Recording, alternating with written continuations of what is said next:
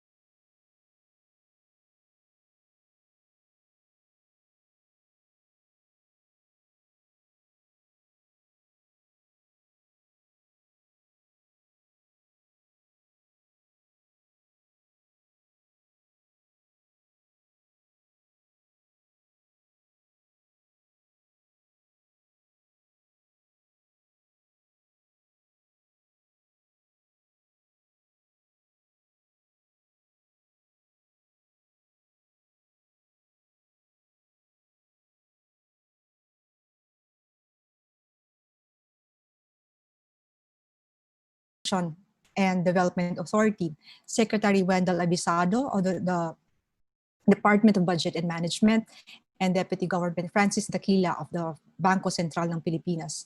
We'd also like to acknowledge the presence of some of our NEDA officials here or also in this press conference. We'd also like to acknowledge the presence of some of our NEDA officials here or also in this press conference.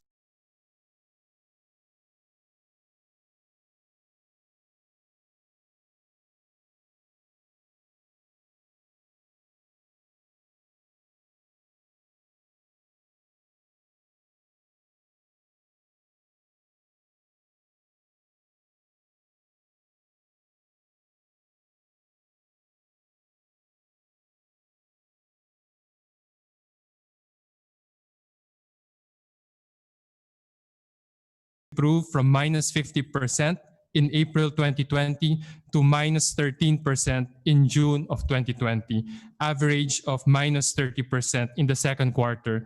Exports to China, one of our largest trading partners, improved from minus 55% in April to a positive 2.8% expansion in June. As China's economy improves in the second semester, we can expect export growth to follow. Imports, which support both household consumption and business investment, also recovered gradually from a large contraction of minus 65% in April to a slower contraction of minus 25% in June, or an average decline of minus 44% in the second quarter. Without doubt, the pandemic and its adverse effect on the economy are testing the economy like never before. But unlike past crises, the Philippines is now in a much stronger position to address the crisis. Our strengths come from the successfully enacting important, game-changing economic, social, and institutional reforms that have better prepared us for the unique challenges we face today. These reforms have also strengthened our ability to take decisive actions to help the economy survive this crisis and steer its path towards inclusive and sustainable growth. For instance, without tax reform and rice tariffication, the government would not have the resources to provide emergency subsidies to the people, and worse, their diminished income would have been eaten by much higher rice prices. Last night, the House of Representatives passed on second reading Bayanihan 2. Similar to the recent passage of a Senate version, the House bill provides fiscal resources to, number one, support the healthcare system, number two, enhance testing, tracing, isolation, and treatment, which are crucial to boost confidence, get people back to work, and restore consumer demand. Number three, support public transport, notably through service contracting and bicycle lanes that will allow the public to safely get back to work. Number four, support critically affected sectors and workers in ECQ areas. And number 5, provide capital infusion to government financial institutions to allow them to lend to more small businesses and help smaller banks. The House version also incorporates 2 important provisions that will provide equity support to strategically distressed firms and allow banks to dispose of bad loans and assets so that they can serve more businesses. The total support from both fiscal and financial resources under Bayanihan 2 amounts to some 995 billion pesos. As GFIs, aided by regulatory relief, can leverage the initial capital infusion several more times to provide more credit guarantees, more wholesale banking services to help smaller banks and microfinance lender help their clients, and more lending to small businesses. Bayanihan 2 is one instrument in our recovery. The acceleration of our Build, Build, Build program, now expanded to cover health and digital infrastructure, and the 2021 budget are 2 complementary measures that will improve our recovery prospects, as will be discussed later. In the coming weeks, we will present to you the updated Philippine Development Plan 2017 to 2022, which will incorporate our strategies for a healthier and resilient Philippines. The updated PDP will be our guide in ensuring that the responsiveness, continuity, and adaptability of our strategies and reforms to the new normal. To conclude, these are extraordinary times, and the road ahead of us continues to be challenging and uncertain. At this critical juncture in our history, working together to address this unprecedented crisis is our best recourse. On our part, rest assured that the economic team will work hard to proactively help steer the country's recovery and restore its growth potential. Our shared aspiration of matatag, maginhawa at panatag na buhay para sa lahat have become even more pronounced during this pandemic. In our personal capacity, everything that we do or choose not to do will spell the difference between health and sickness, between life and death, and between economic recovery and decline. We all therefore need to cooperate by knowing and practicing the minimum health standards. We are aware of the many sacrifices we all had to make during the pandemic. We are very thankful to those who have tirelessly worked with us in finding solutions, to social workers and volunteers in bringing relief goods and subsidies to the people, to employers who have provided support to their workers and have kept them safe, and even to those who just stayed home to keep the virus from spreading. More importantly, the gratitude of every Filipino household, itself a battlefield in the fight against this pandemic and its adverse economic consequences, goes to our healthcare workers and frontliners who make many sacrifices to restore the health of those infected and keep the rest of us safe from the COVID-19. As we expect Congress to approve Bayanihan 2, which contains provisions to support healthcare workers, we give the full assurance that more help is on the way. Thank you very much and take care always. Thank you, Secretary Chua. Let us now have Finance Secretary Carlos G. Dominguez of the Department of Finance for his message. Acting Secretary Carl Chua for that very comprehensive statement. The first half of the year has been tough. The Philippines, like other countries, took decisive and life-saving measures to contain COVID-19 at the expense of economic growth. We knew that lockdowns and strict quarantine measures would hurt our economy, but we acted swiftly and decisively to save lives and protect communities. The government did not shirk from the equally important responsibility of providing much needed relief to the most vulnerable, maintaining fundamental services, and carrying out measures to keep the economy afloat. Our investment-grade credit ratings enabled us to access financing at deeply concessional rates, and as a result, we expanded government expenditures in the first semester by 27% compared to the same period last year. Without continued and increased public sector spending, especially on infrastructure, public health, and social protection, our economy would have performed much worse and the first semester GDP would have shrunk by 2.5 percentage points more than it did, or a total of 11.5% versus the actual 9%. The pain is shared across borders. Among our credit rating peer group, our economic performance for the first half of the year roughly falls within the middle of the pack at negative 9%. Among our credit rating peers, first semester numbers showed contractions among the economies of Italy by 11.6%, Mexico by 10.2%, and Indonesia by 1.2%. We are not alone in our struggles. Although the unique fiscal and macroeconomic strategy and strength with which we entered 2020 will continue to provide us with solid footing as we confront economic challenges. Although the first semester figures underscore the challenges ahead of us, with the public's cooperation, and if we work together to shore up consumer confidence, we will deliver better economic outcomes in the final half of this year. Now, we know more about this disease and how it is transmitted. We now know that with the right behavior, individuals, businesses, and communities have significant control over the risks of infection. The pandemic we are fighting is no longer novel. The government is waging a war on COVID-19 on all fronts. Our strategy has three main components: our fiscal stimulus, a recalibrated budget for 2021, and continued massive investment in infrastructure.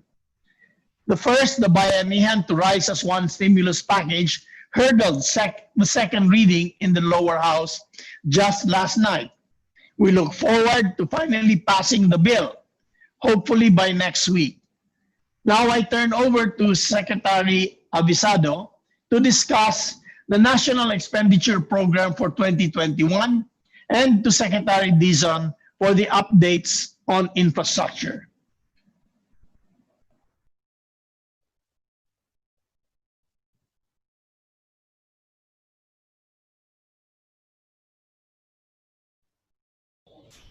Sik Vince, are you going to, as the program indicates, you will first have the updates on infrastructure?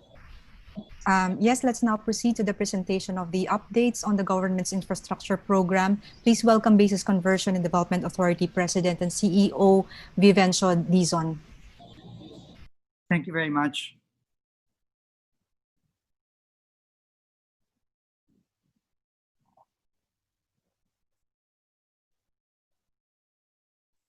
Thanks to Secretary Avisado, Deputy Governor Dakila. Build was launched in 2017 and was envisioned to transform the country's antiquated infrastructure in order to propel the country towards modernity during the period of the president's term from 2016 to 2022. We started very strong, as can be seen by the completed projects of the various agencies throughout the last 3.5 to 4 years. 121 airport projects completed, 369 commercial and social and tourism ports completed, almost 24,000 kilometers of new roads completed, 4,959 kilometers of new bridges completed. And the numbers show a clear picture. From 2001 to 2010, only 100.3 billion pesos, or 1.6% of GDP, was spent on infrastructure. From 2011 to 2016, this increased to 378.3 billion, or 3% of GDP. But as you can clearly see, despite the low numbers of investments in infrastructure in the past decades, the Duterte administration not only put its money where its mouth is in terms of infrastructure, but completed so many projects in only the first half of its term, which translated to an average spending on infrastructure of close to 1 trillion pesos from 2017 to 2019, or roughly 6% of gross domestic product. This is unprecedented throughout the country's history, and the most ambitious infrastructure program in our history clearly was on its way to catapulting our country forward to modernity. However, in February of this year, as with the entire world, our country was not spared from COVID-19. And as our economic managers have shown, our economy is in a very difficult situation, as are other economies throughout the world who are grappling with this pandemic. But this should not deter us from pushing further the country's infrastructure project. On the other hand, it should push us to even invest more in the coming years to come in order to spur the recovery that we all envision to have in the next few months. Just to give you a rundown of those and examples of those projects that have been completed. The New Clark City project, Phase 1A, is fully completed and successfully hosted the Southeast Asian Games last year.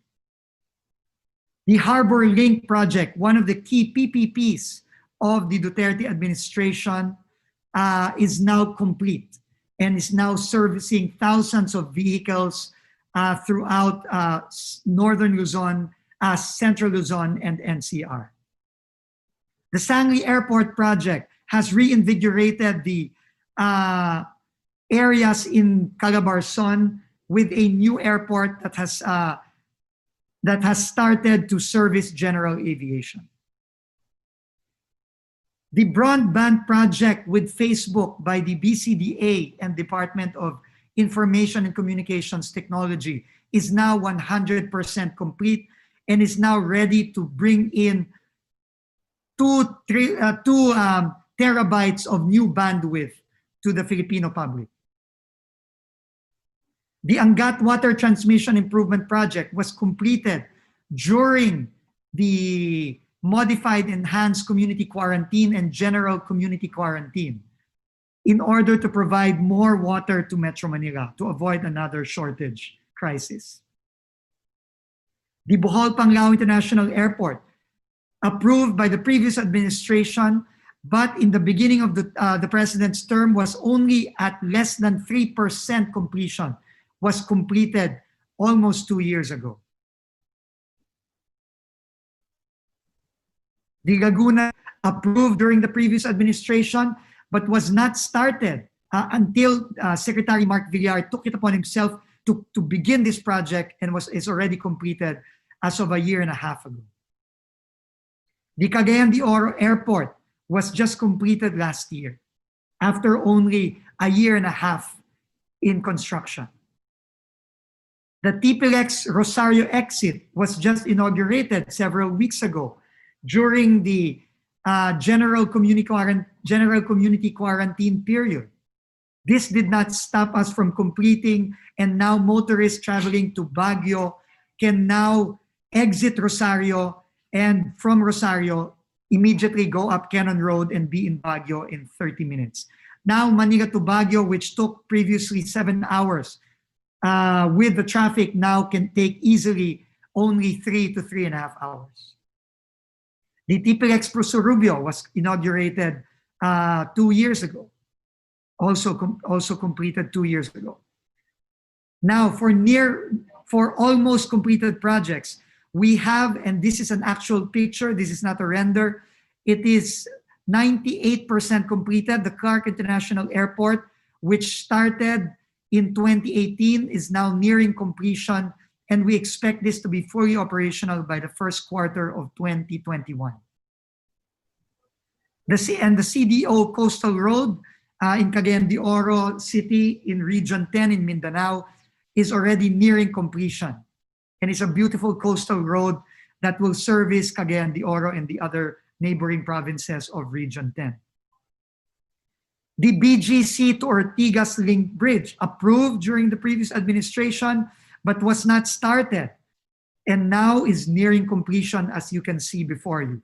This will connect the two central business districts of Bonifacio Global City and Ortigas, and will allow people moving from BGC to Ortigas to cross these two business districts in only 5 to 10 minutes.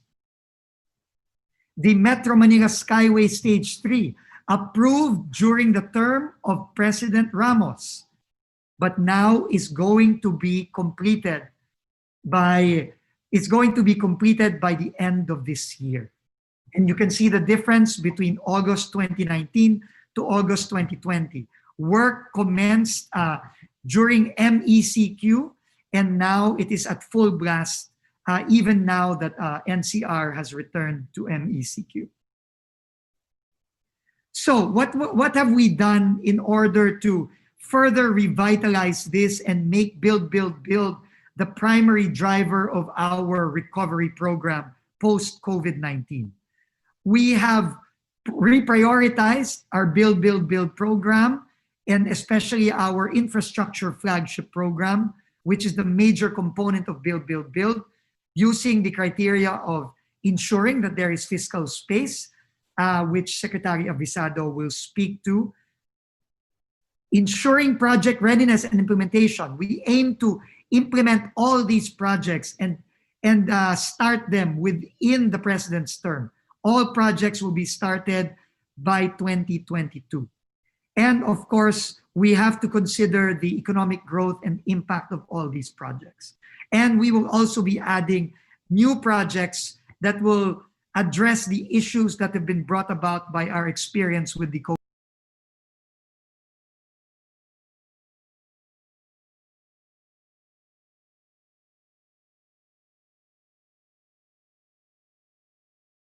COVID-19 pandemic, prioritizing health and digital economy projects. We have retained 92 infrastructure flagship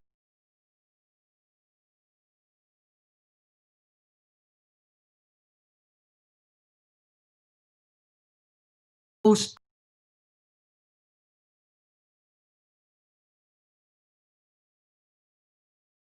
were under feasibility study, and replace them with projects that are ready to go and shovel ready, that are responsive to the needs post-COVID-19. And we have added 13 new projects that respond to this.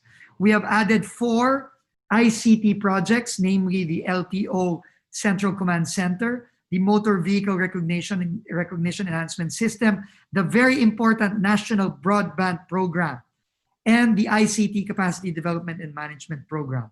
We have added 5 water projects to ensure that there is water to sustainability, not only in NCR, but also in other regions. We have added other infrastructure and mobility projects that will be quickly implemented, not only in NCR, but also in Mindanao. And we have added a major health project, the Virology Science and Technology Institute of the Philippines, which will primarily do research for infectious diseases.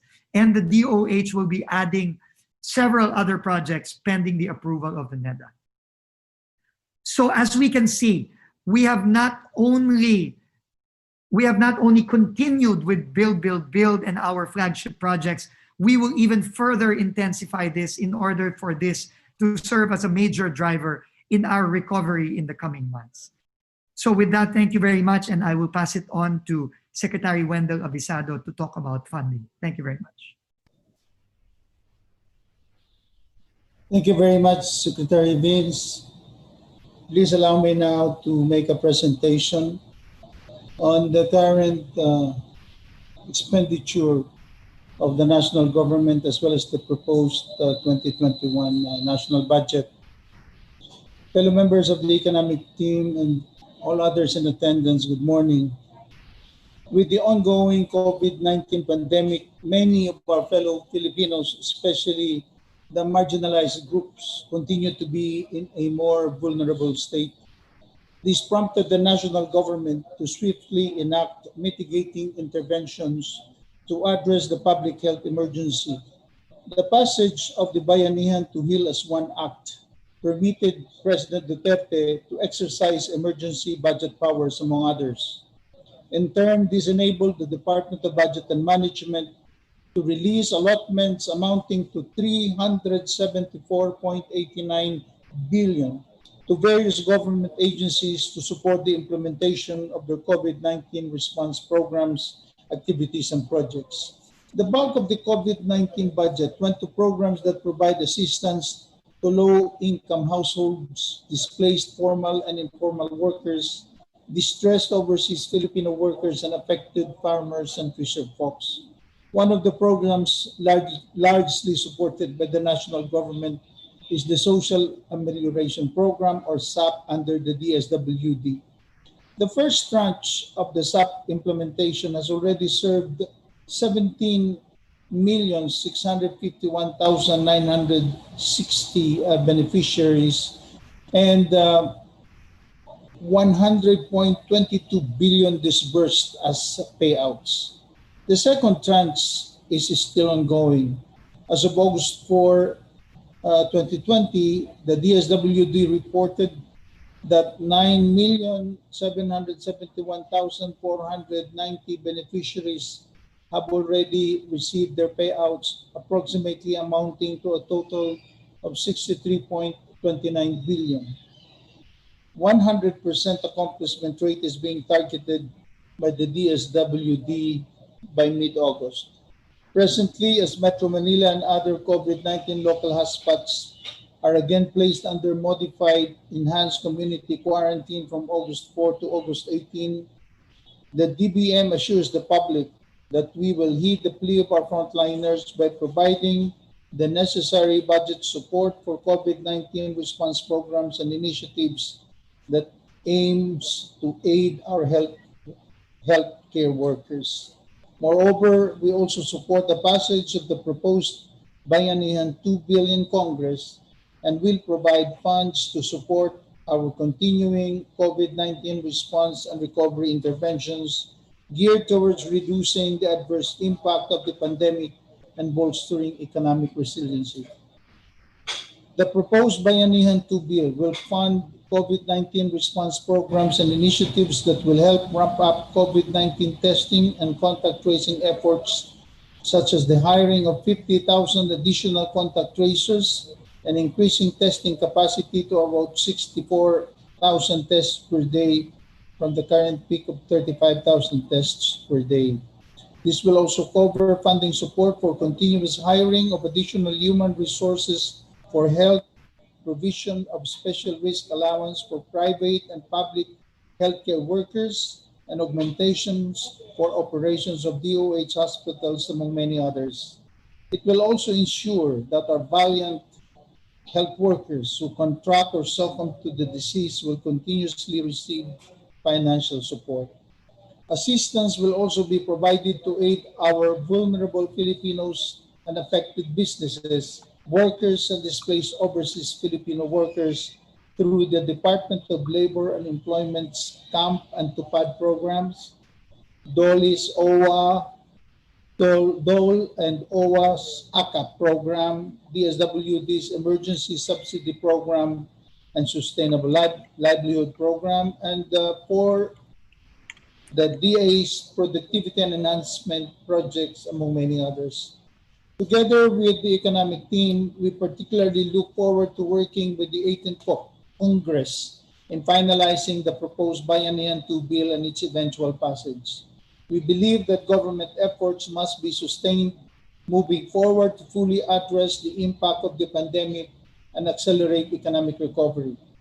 That is why we are proposing a national budget of 4.506 trillion for fiscal year 2021, which is 9.9% higher than this year's budget and is equivalent to 21.8% of GDP. This was already approved by the President during a special meeting with the Development Budget Coordination Committee held on July 30, 2020.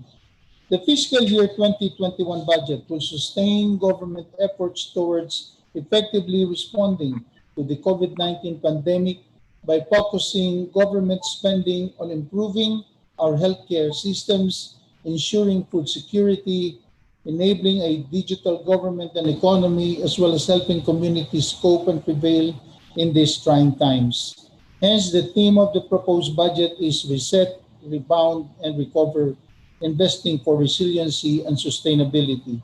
Specifically, the proposed fiscal year 2021 budget aims to prioritize the social services sector and fund health-related COVID-19 programs to address the continuing threat of the pandemic.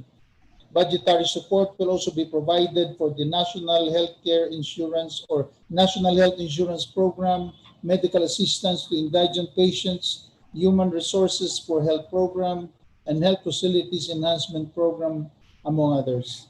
The fiscal year 2021 budget will also provide a budget for the procurement of COVID-19 vaccine and the provision of personal protective equipment to DOH hospitals, laboratories, and centers. On the other hand, education-related programs such as the Universal Access to Quality Tertiary Education and Basic Education Learning Continuity Plan program will also be prioritized to ensure educational continuity amid the health crisis. The national government will also continue to advance the Build, Build, Build program to boost infrastructure development and promote employment. For the DPWH, the proposed fiscal year 2021 budget will support its asset preservation program, network development program, bridge program, and flood management program, among many others. For DOTR, the rail transport program, aviation infrastructure program, maritime infrastructure program, and land public transportation program, which will remain to be funded in the proposed budget. Funding support will also be provided for information and communications technology expenditures to improve the country's Wi-Fi and broadband infrastructures and develop e-platform and online systems to support the efforts of the different departments for the new normal, or hopefully will be back to the normal. To help communities cope and prevail in these trying times, the proposed 2021 budget will also prioritize government programs and strategies that will help improve the productivity of the agriculture and fishery sector, accelerate the economic, or rather the recovery of micro, small, medium enterprises, and develop e-competitiveness of local industries. Moreover, programs that promote digital upskilling, training, and retooling of workers and the digitalization of the government and the economy will also be prioritized. The proposed fiscal year 2021 budget is therefore geared towards saving lives and protecting communities while making different sectors of the economy stronger and more agile. It is based on sound fiscal policy of spending within means, on the right priorities, and with measurable results under a regime of transparent, accountable, and participatory governance. It is also a budget that is inclusive. It is for Luzon, Visayas, and Mindanao. It is a budget for the poor and downtrodden, our farmers and fisherfolk, our senior citizens and children, and every Filipino in between. The 2021 People's Budget will not only help manage the crisis and hasten economic recovery, but will also embody the collective hope and aspirations of the Filipinos amid this pandemic. Every peso of the proposed 4.506 trillion fiscal year 2021 budget went through numerous budget hearings and consultations with the agencies and levels of scrutiny until the approval by the President. The DBM will be finalizing the fiscal year 2021 National Expenditure Program and other budget requirements for submission to Congress before the 30-day constitutional deadline on August 26, 2020. I'd like to request everyone to please let us help one another in this fight against COVID-19. And with the love, mercy, and compassion of our Almighty God, we shall overcome. Maraming salamat po.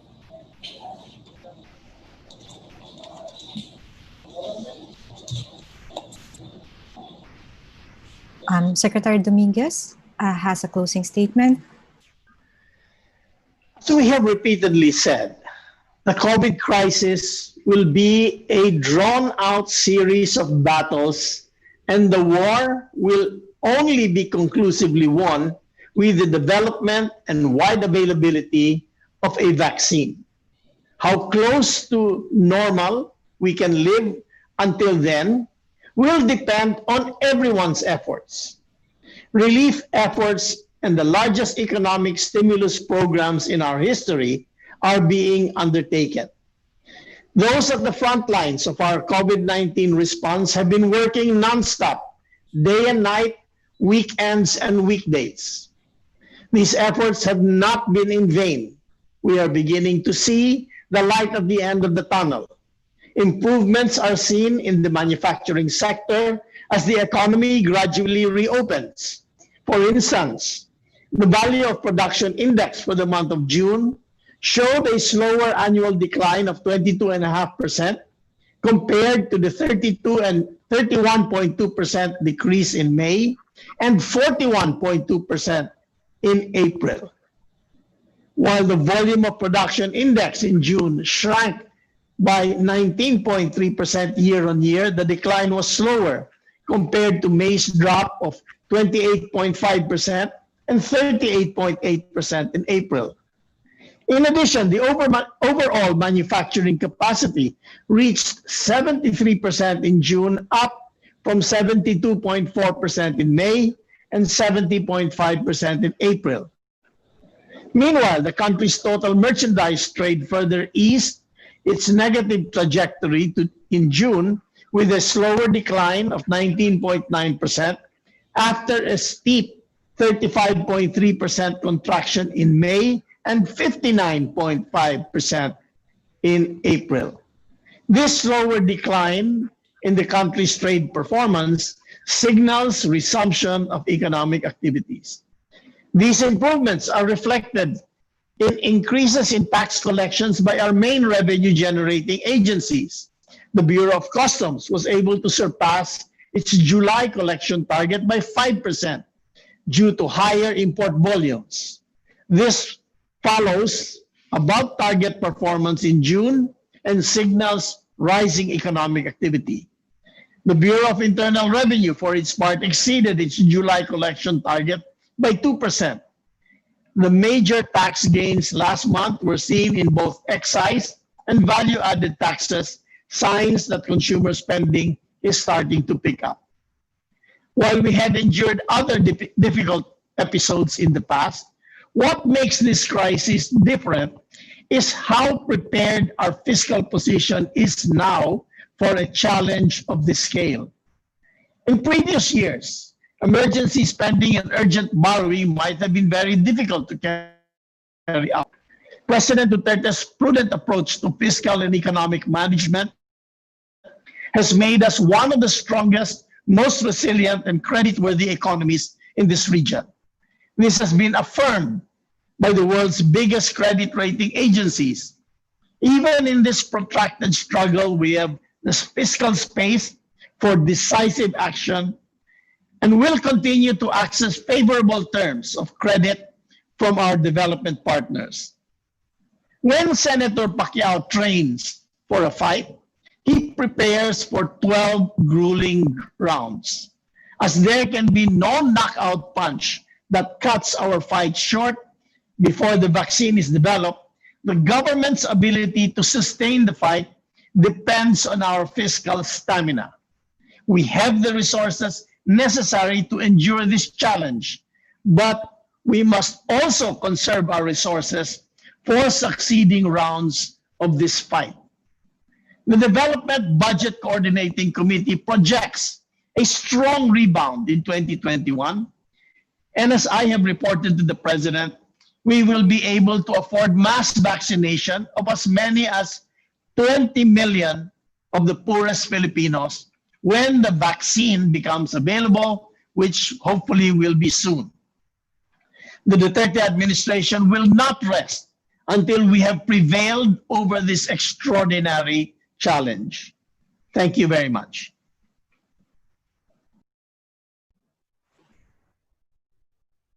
Thank you very much, Secretaries Carl Chua, Carlos Dominguez, Wendell Avisado, and President Vince Dizon. We now proceed to the question and answer segment. Prior to today's press conference, we solicited questions from the media, and we will prioritize these for the press briefing. Additional questions may be entertained after we finish the advanced questions. So I think before I start with the first question, if you can, the rest of the media people who are here and have not sent their questions, please type in the chat box. For the first question, Ted Cordero of GMA News for Secretary Carl. Does the return of NCR to MECQ affect the full year GDP projection? What is now the latest economic performance assumption that now that the NCR and nearby provinces are back to stricter lockdown? Thank you very much for the question. When we project the full year GDP, we take into consideration two things. One is the latest available data, and also the assumptions around how the virus will affect the economy.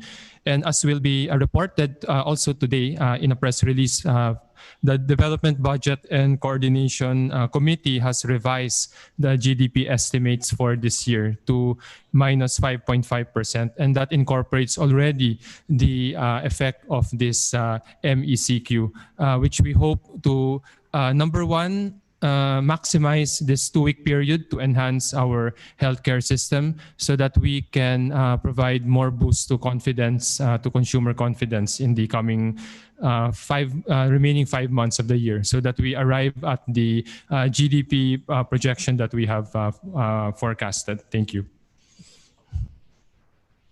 Thank you, Sec Carl. Warren de Guzman of ABS-CBN News Channel. He's asking Secretary Vince Dizon to have an update on the Build Infrastructure flagship project list. But President Dizon has already presented this.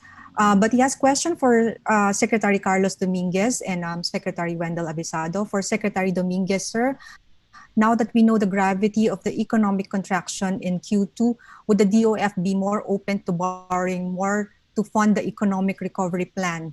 Are you planning on revising your recovery plan? Secretary Dominguez? Our recovery plan is in place, and it is already, when it was made, we had anticipated a large reduction in the GDP growth. In fact, we had already anticipated, and in many statements that we have made, we said, let's prepare for really ugly news. Our borrowing plan is in place, and definitely it is sufficient to cover our needs this year and for next year. Thank you. Thank you, sir. For Secretary Wendell Avisado, still from ABS-CBN, the people behind the Citizens Budget Tracker, which tracks spending for COVID-19 programs, say the government is still not spending fast enough. They also note there is enough cash available to increase the budget for COVID-19 related initiatives beyond what is currently allocated. We know you have already disbursed the budget approved for COVID, but may we know the status of the actual spending? Based on the latest cash operations report, the national government spending as of June 30 this year already amounted to 2.1 trillion pesos as the implementation of programs and projects to address the COVID-19 pandemic continues. This is already equivalent to about 46.32% of the 4.335 trillion program disbursement for this year. A quick year-to-date comparison of national government spending would show us that a more aggressive approach towards spending for the people is actually being undertaken by the government. despite the ongoing crisis. For the first half of 2019, for example, government spending only amounted to 1.59 trillion or 41.89% of last year's disbursement program. Government spending for the 6 months of this year increased by some 420 billion or 26.42%. For the month of June alone this year, national government disbursement already reached 216.13 billion, indicating an increase equivalent to 29.81 billion. On subsidies to government corporations, it soared to 69.16 billion, up by nearly 62.12 billion on account of the release of government subsidy for PhilHealth amounting to 26.17 billion. Meanwhile, the Notice of Cash Allocation Utilization or NCA utilization rate of national government from January to June this year was recorded at 93%. This corresponds to agency utilization of 1.72 trillion out of 1.85 trillion in NCAs released for the said period. A 93% utilization rate by end of June is nonetheless a good indicator that government agencies are still able to quickly disburse their allocated funds to implement their programs and projects despite the ongoing pandemic. Maintenance expenditures, specifically health and social related expenditures, will remain to be the key drivers of spending growth for the succeeding months as the government continues to address the pandemic. Moving forward, we would like to assure you that we at DBM will exercise our oversight functions to ensure that government agencies are spending their budget in a timely and efficient manner. Thank you, Secretary. From Eileen Mencias of Abante for Secretary Dominguez, MSMEs and even big businesses are scaling down or closing shop, resulting in job losses. In the last televised meeting you had with the President, you said people need to spend to revive the economy.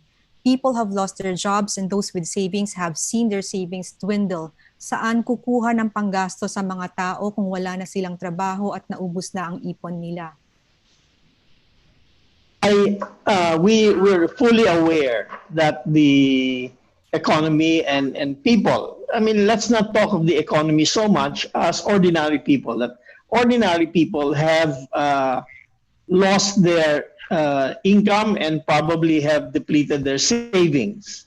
And that is why we have gradually opened the economy, but we have a second round of infections. And that, by the way, is not only in the Philippines. It's all over the world. In fact, Japan is having a second round, and so with other countries. That's why it's very important that we prioritize lives and that we again shut down the economy in the areas where this COVID-19 is rampant, and that is generally in the Greater Manila or the Greater Manila area. So again, we're going to use this time to improve the capacity of our healthcare to take care of these people. Because if we don't do it and more people get sick, that's going to be worse for the economy in the long run. However, the short-term shutdown will be good in the long run if less people are going to get infected in the future and more people can work. So again, we will review this shutdown periodically. So if indicators are good, then we can reopen again so that people can resume their livelihood activities. And again, consume, buy things, and so the MSMEs and the big companies can recover.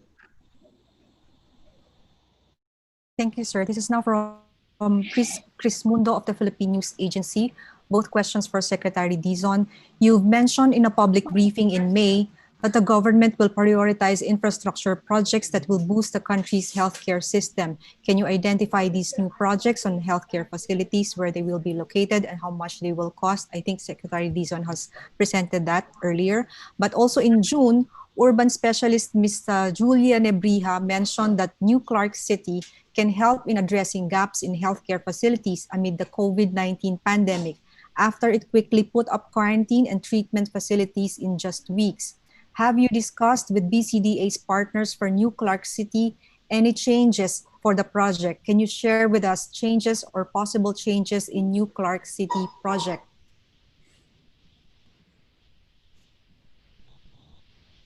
Thank you very much. Yes.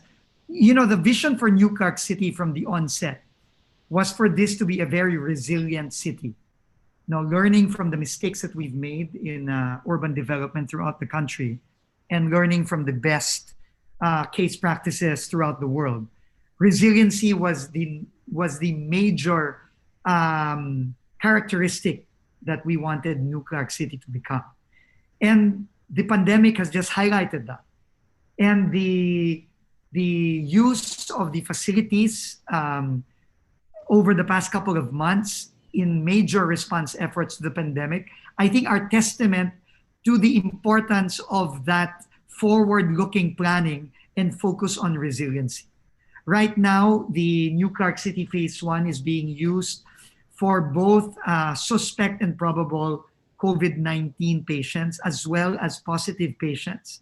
It is also being used to assist various local governments in their response, not only in Central Luzon, but also even as far as NCR and some areas in Northern Luzon.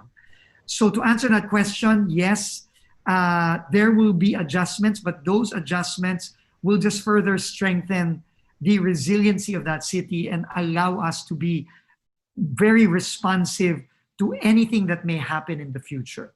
So one more important thing is that a major project as proposed by the Department of Science and Technology, the Virology Institute of the Philippines, which will be prioritizing research on infectious diseases, will be hosted by New Clark City. And this was just recently approved by the Economic Development Cluster, as well as the NEDA Cabinet Committee on Infrastructure. And it is now part of the infrastructure projects, flagship projects under Build, Build, Build. Thank you. Thank you, Secretary. There's also another question for you, Secretary Dizon. You said in a from Karen Lima of Reuters, you said in a previous presser the DPWH is building 22 more quarantine facilities. How does the government plan to staff these facilities when it is already facing challenges hiring medical staff for public hospitals? How will the government fund the emergency hiring of healthcare workers? We will staff them by working with everybody in society, with the private sector, with the schools, with the medical associations, nursing associations, the Association of Medical Technologists. We have to all work together to get this done, because that's the only way we be. And if we all work together. Now, the budget is already available through the Department of Health. The Department of Budget and Management has already provided for the funds for the emergency hiring of roughly about 10,000 healthcare workers. And this is already happening as we speak. And the health workers are already being deployed to the hospitals, the laboratories, and the quarantine facilities that need them the most. Okay, from Bea Laforga of Business World, while the review of the infrastructure flagship program list is still ongoing, do you have an estimate of how many projects will be shifted to PPP funding? And considering the 5 factors we used in reprioritizing, how many projects have we included and dropped in the 100+ list so far? There were 8 that were dropped for now, no, because there is still ongoing feasibility study. and we want projects that are shovel ready and that are already at the very advanced stages, at the very least of government approval. Now, for the other question was on the, sorry, what was the other question again?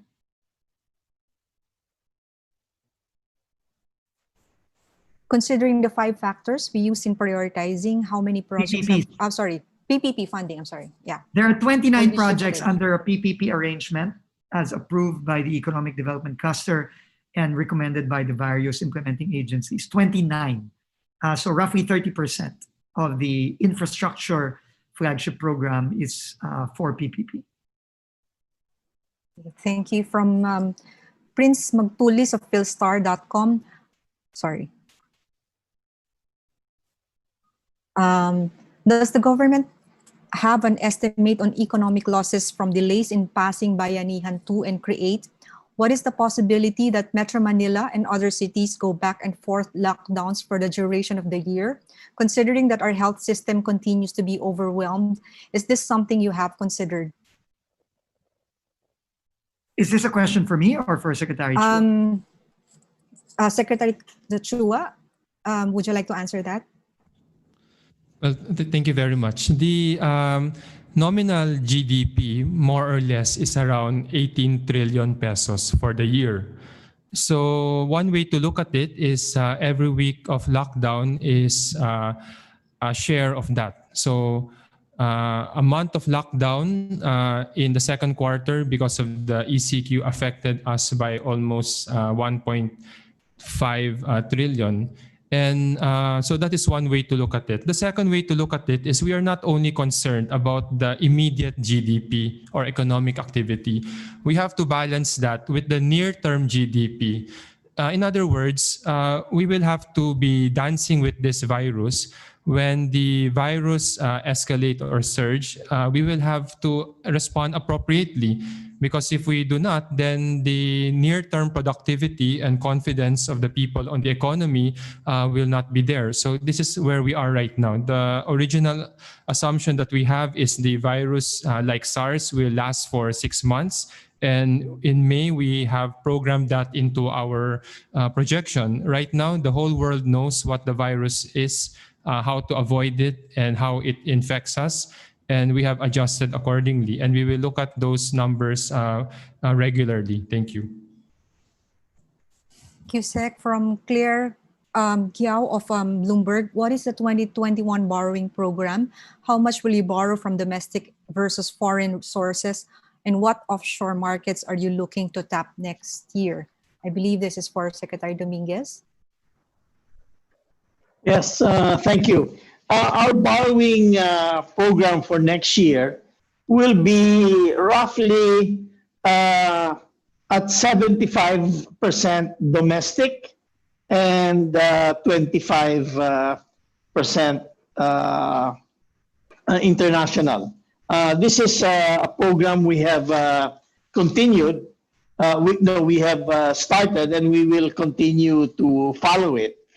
For 2021, we expect to borrow roughly 3 trillion pesos, roughly the same as what we borrowed in 2020. For 2022, the amount will go down to 2.3 trillion pesos. Again, the financing mix will be roughly 75-25.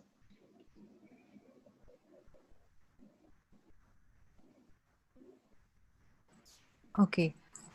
For Secretary Dominguez again, may we get a comment on Phil and also for the others, may we get a comment on PhilHealth's statement that its actuarial life can only last until 2021? Is the DOF considering to subsidize the state health insurer? Since October of last year, the DOF has been in meetings with the PhilHealth.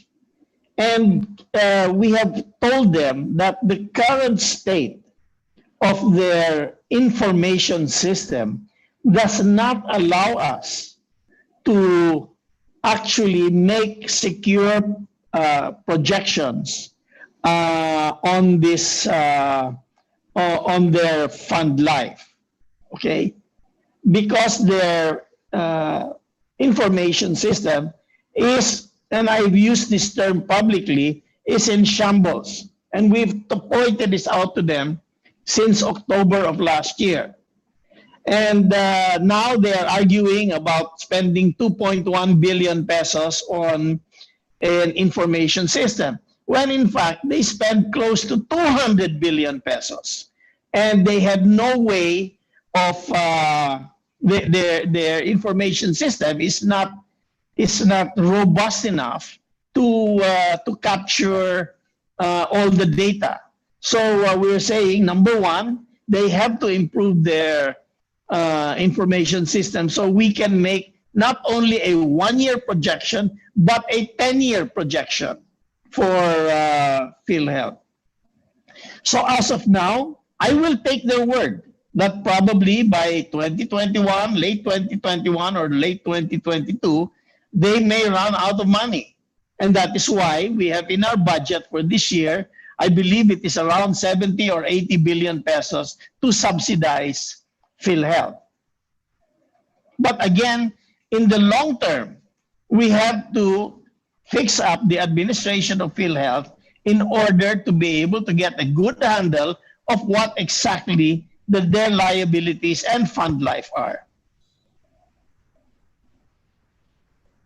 Okay, thank you, sir. From Bernadette Nicolas of Business Mirror, with the second quarter GDP dropping 16.5% and the economy officially slipping into recession, do you think this situation calls for a much bigger fiscal stimulus package than what is being deliberated now for the economy to quickly recover?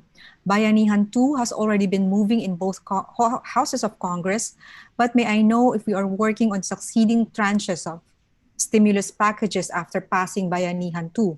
If so, are we keen on supporting stimulus packages that are bigger than the amount of Bayanihan 2, which is currently ranging from 140 billion pesos to 162 billion pesos?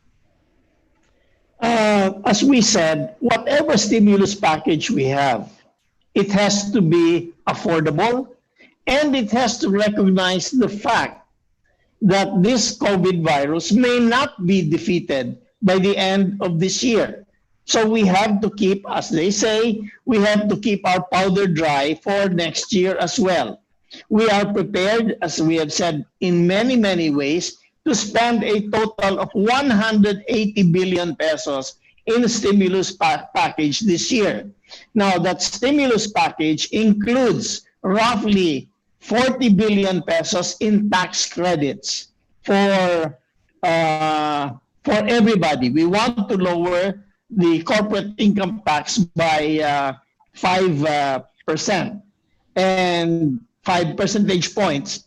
And that will leave 40 billion pesos in the hands of the private sector, more especially the MSMEs. Number two, we also are ready to spend additional 140 billion pesos this year for that stimulus package. So the total package is actually 180 billion. Now this number is arrived at to keep our fiscal deficit in a manageable zone. For next year, we believe that our tax revenues will be sufficient, and our additional borrowings will be sufficient to support a 4.5 trillion peso budget, in which is already embedded some elements of a stimulus program. Thank you. Thank you, sir. A related question still on Bayanihan 2 of only 140 billion. From Ralph Rivas of Rappler, I understand there's some multiplier effect when money is coursed through banks. With just 140 billion pesos, how much will the value of assistance be after banks leverage it? And how much is allocated for COVID-19 testing and vaccine? For the bank stimulus, for the bank program, which we are requesting for 50 billion pesos. We figure that the multiplier effect of that is between 8 and 10 times, or let's say 8 times. So that's 400 billion pesos worth of economic activity. Now, additional to that is around 5 billion pesos for the guarantee program. Now, the multiplier effect of additional capital in the guarantee program is around 20 times. So that 5 billion can generate probably 100 billion pesos worth of activity. So if you add the two, you will probably end up with anywhere between 400 billion to 600 billion pesos in economic activity. Okay, from Jim Gomez of Associated Press, for Secretaries Dominguez and Avisado again, what has been the overall impact so far of the economic and business closures to the national revenue, and how much in foreign borrowing should the Philippines seek next year to finance the 2021 budget and the most urgent government projects? On the second matter of how much we're borrowing next year, foreign borrowings, I've already indicated that number. So roughly 15 to 20%, 25% of 3 billion pesos will be foreign. The other question was on revenues. If you compare our revenues as of June with the original budget that we prepared in at the end of 2019, the drop is almost 35%.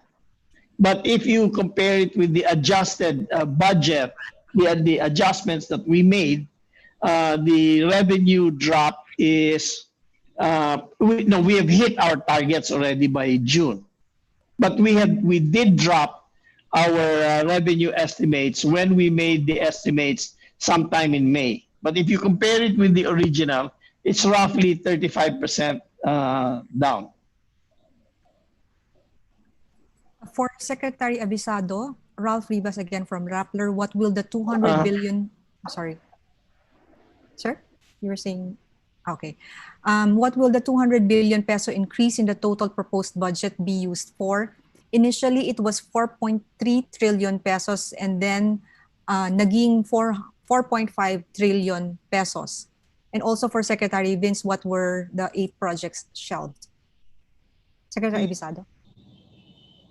The original budget ceiling of 4.335 was what was agreed upon by the EDC in its March meeting until we met again May 27, and we raised up the level of the budget ceiling from 4.335 to 4.506, and therefore that is where the 200 billion comes into the picture. It really was just added to the original budget ceiling.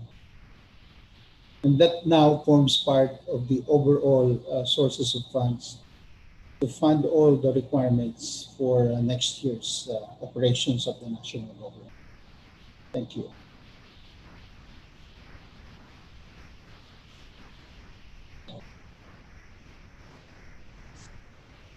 Yes, there was a question on the 8. Yes, so let me just enumerate the 8. Again, we subjects for now while the feasibility studies are being done, but we shall revisit them again in the next quarter to see what is the progress in the feasibility studies of these projects. And they are the Bataan-Cavite Link Bridge, connecting a project that is supposed to connect Cavite to Bataan through via Manila Bay, the Dalton Pass East Alignment, the new Zamboanga International Airport, the new Dumaguete Airport, the Panay River Basin Integrated Development Project, the Cabulnan Multipurpose Irrigation Power Project, the Canan Dam Project, and the Guimaras to Negros portion of the Panay Guimaras Negros Bridge. The total of all these projects is roughly about 300 and 370 billion pesos. Thank you. There are a lot of questions on the GDP forecast. Please note that the DBCC will release a separate press statement on this. Now, there's also a question for the economic team. Did economic team push for cash aid in the 2-week MECQ? And why the second lockdown implementation was the second lockdown implementation and impact ever studied? What's the approach this time, and what did government learn in the first lockdown experience? Secretary Carl, would you like to answer that, or anyone? Yeah, let me contribute initially on this. We have learned a lot during the first time we imposed ECQ. And one of the things we learned is to make sure that we take advantage of that time to improve our health system capacity, which we did. Today, we are testing some 30,000 tests per day. And what we learned from there is that we will need to move from just testing to the isolation to ensure that the virus will not spread more. We also learned that we need to help our healthcare workers more, and that is why we have rebalance in a way right now. So what we are doing right now basically addresses the part of the virus where we have to dance with it. As Secretary Dominguez said, it will be 2 steps forward and 1 step back. But if we use this time properly, then we can ensure that the future or coming months will be better and can restore consumer confidence. Now, on the impact of the second MECQ, as I mentioned a while ago, when we do the projections, we look at the latest available data, and we also have certain assumptions about what the trajectory will be. And as I mentioned, instead of just seeing the virus as a one-time event that will resolve itself like SARS in 2003 in just 6 months, we will have to be more pragmatic that this virus will be something that we will have to live with. And in our projection, this is incorporated. When needed, we will have to take 1 step back. And when the virus is more contained, then we will proceed with more relaxed quarantine measures. And our Build program, our Bayanihan 2, which we hope to get passed soon, and our upcoming 2021 budget are the instruments to ensure that we recover as soon as possible. Thank you. Nerissa, can I add to that? Just to add to Secretary Joshua. I just want to first of all second what Secretary Carl Chua and Secretary Dominguez said earlier. Right now we are at a point where we have to find a way to manage and live with COVID-19 until a vaccine is found and is available for mass distribution. That is a fact. And it is a fact that everybody, every country in the world has to accept and has to deal with. Another fact is that as we open up, and this is something we learned and all other countries have learned, as we open up, people leave their homes, go back to work, which we all have to. Transmission will increase and the cases will go up. We saw this in June. We saw this in July. Now, what are the immediate steps that we need to take and effectively execute as we continue to live and manage COVID-19 in the months ahead? Number one, we have to more aggressively test, trace, and isolate. Our capacity is there. In fact, compared to Asian countries, we are testing the most now. We are testing above 30,000 per day, whereas other countries like Korea and other like Japan, other countries in Southeast Asia are testing half of that. So we are testing the most now, which we did not have in April and May. we have to more aggressively trace the contacts of those who are positive and those who exhibit symptoms. We are going to have to do this through our local government units. It is our local government units that have to be more aggressive with support from the national government. Then we have to build more isolation facilities. And Secretary Villar has committed that between now and the next 2 weeks, 3,000 additional beds will be added in NCR, Region 4A, and Central Luzon. And another 7,000 will be added in Visayas and Mindanao. We also have to deal with the management of our treatment, our hospitals. And today we just launched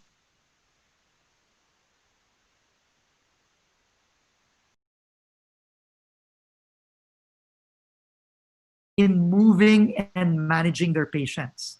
And in order to assist this, we are going to hire 10,000 more healthcare workers with the support from the Department of Budget and Management. Finally, what we did not have in April and May, which we have now, are the treatment interventions. Because we have learned so much from this disease and the world has learned so much, we now have ways to treat it for those who will be severe and critical and who will be brought to the hospitals.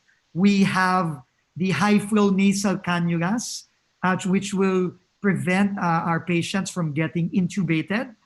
This has been proving effective in the treatment and has resulted in a lot of positive effects in severe and critical patients. We have remdesivir, which the government is now ordering in bulk from various suppliers across the world, especially in India. We have favipiravir or Avigan, which is a antiviral drug developed in Japan. We received a donation of more than 200,000 of these, and these have already been distributed to both public and private hospitals. And we also have other medications such as dexamethasone, which is a steroid drug that also helps in the treatment. And as a result, our mortality rate has gone down to less than 2%. It is now just 1.8%, where in the past it was above 7%. And we are half that of the global average for fatalities. So I think these are the things that we have to do. We just have to execute well in the coming weeks in order to manage this disease as we move forward. Thank you. Thank you, Secretary. We only have 10 minutes left. We can entertain a couple of more questions, but there's a follow-up question, Secretary Carl and Secretary Dominguez, on the question on cash aid for the 2-week MECQ. Did the economic team push for that cash aid during the 2-week MECQ? It was not anticipated, and it's not in the budget. So we believe that this 2-week ECQ we will check if we can put it in the Bayanihan law. If I may, hello? Please go ahead, Wendell. Yes. Sorry. Yes, sir. I just wish to add that as I have talked with Secretary Bautista of the SWD, part of their continuing efforts to rationalize the distribution of the second tranche of the Special Amelioration Fund or program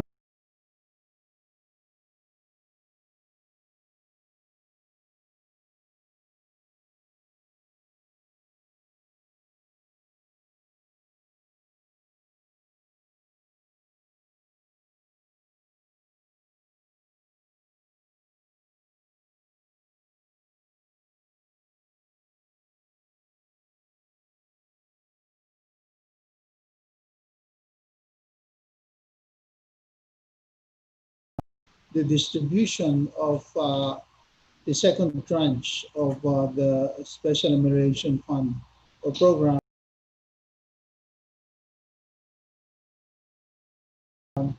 is really on a targeted and a more focused areas, particularly those under ECQ or MECQ. The secretaries for their final message. Lois Calderon from CNN Philippines. Oh yeah, may we have the other macroeconomic targets apart from GDP, exports, imports, dollar peso exchange, oil, T-bills. I think PSA has those released already. Thank you. Yeah. Thank you. Well, thank you very much. So, if I may start with the inflation, as you know, the latest baseline forecast for 2020 is at 2.3%. Now, we'll be looking at the implications of the latest GDP numbers as well as the latest inflation on the forecast, and we will be providing that to the board uh, uh, for the August 20 policy meeting. But having said that, uh, I can I think that the baseline will not change much, and the inflation will very likely settle close to the midpoint of the target range for 2020 to 2022. So that the latest range that we have provided to the DBCC remains appropriate at 1.75 to 2.75% for 2020 and 2 to 4% for 2021 up to 2022. Now, for the peso dollar rate, the year-to-date average as of the 5th of August is at 50 pesos and 31 centavos per dollar. So that the assumption of 50 pesos to 52 pesos per dollar for 2020 remains appropriate. The year-to-date is safely within that range. And we maintain the 50 pesos to 54 pesos range for 2021 up to 2022. And actually, the prospect is that the peso will remain quite stable. And if I may look at the year-to-date comparisons between what's happening to the peso as against the other currencies in the region, we're actually one of the best performing. We have appreciated by 2.9% year to date. This is even almost actually at par with the yen, which also appreciated by 2.9%, and the Taiwanese dollar by 2.5%. In contrast, most of the other currencies in the region have weakened. And I would think that that's really an affirmation of the market's uh, assessment that our external finances remain very stable, and our balance of payments will be very well, our current account will be very financiable. So again, turning to trade in goods, we had uh, come up with an expectation that exports can decline by as much as 16% in 2020. Imports may decline by 18% for the year. And actually, this is pretty much in line with what we're seeing with the latest data coming from the Philippine Statistics Authority. Services exports can decline by 13%, and services imports by 9%. Thank you. If you want further details, we can provide them. Thank you, Thank you, sir. Dr. I'm sorry. Dakila. Ay, sorry po. One last, we have very limited time already. We need to wrap up. One short question, Lois, please. I just want to thank Dr. Dakila po and Director Neris. Thank you so much. Yung oil po, do you have assumptions for oil? Sorry po, that one we missed po. Thank you. Brent po, do we have Brent crude or Dubai po? Director Neri. Yes, ASEC Rolly. Anyway, we'll be Maybe, releasing soon the PR for our macroeconomic assumptions. So they will be provided with that also, all the macroeconomic assumptions. Okay, and also, the concerns on the breakdown of Okay. expenses and financing, maybe we can provide that later. At this point, we really have to wrap up. Thank you very much for your questions. For the final closing statement, Secretary, may I call on Secretary Carl Chua and Secretaries Carlos Dominguez and Secretary Abisado. Sec Carl? Thank you very much. We entered the crisis with a very strong economy. Our macroeconomic fundamentals are one of the best in our history. And that is a product of us working together over the decades to move very important reforms in the economic, social, and institutional areas. And I think moving forward, the same working together is what we really need to get us out of this crisis. And at this critical juncture of our history, this is more needed than ever. So we hope that we could partner with business, labor, civil society, Congress, and the business to really come up with a consensus on how we can move this in a very responsible manner. Thank you very much. Thank you. Secretary Abisado? Recent development in the Philippine economy as well as in the international markets are showing less favorable outturns than what was previously expected. In response to this bleaker economic environment causing much pressure on our economy, the government will have to carry the ball and continue pump priming the economy by focusing spending on the improvement of health systems, increasing investments in infrastructure, including digitization, ensuring food security, and adapting to the new normal measures. We cannot do it alone. We have to partner with all the stakeholders. This is our country. We are one nation. Let us work together, and God be with us always. Thank you. Thank you, Secretary. Secretary Dominguez?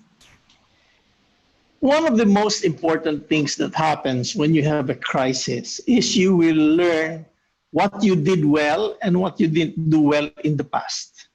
And as Carl mentioned earlier, the society, everybody in the society has worked together to strengthen our economy and our financial system. And again, this is the work of the Congress, and I want to thank the Congress for passing the various tax reforms that have helped us reach this position. We also have to thank the cooperation of the banks with the BSP in strengthening their capital positions. Again, as mentioned by my colleagues earlier, only society working together and keeping in mind a prudent fiscal and financial and monetary policy has seen us through this difficult time. And we have to continue these policies over the next years as we continue to struggle with this contagion. So again, working together, keeping our eye on the ball, making sure that we are ready for a 12-round bout, and we are ready to, we have the stamina, and we will not give in to the desire to blow all our money in the first round. Will help us through this crisis. And also for the public, for everybody else, follow the 3 or 4 rules that your mother taught you when you were in kindergarten. Wash your hands regularly, keep a mask on, avoid crowds, and keep social distancing. Only you can really prevent the infection from infecting you or from you infecting others. So prudence and good sense. Thank you. Thank you, Secretaries. Secretary Dizon, do you have, yeah. Yeah, just to echo Secretary Dominguez's and all the secretaries' comments, we just have to really work together to manage this and to try and live with it until a vaccine arrives. Hopefully it arrives very soon. But in the meantime, we just have to deal with it in the best way we can. And at the end of the day, we all have to do our part, and every citizen has to help out by just doing what Secretary Dominguez said. Wash your hands, wear your mask, keep your distance. Thank you. Thank you very much. So that concludes today's press briefing. We would like to thank our friends from the media, officials from BSP, DBM, DOF, and NEDA. Thank you for joining us. Mag-ingat po at mabuhay tayong lahat. Maraming salamat. Thank you.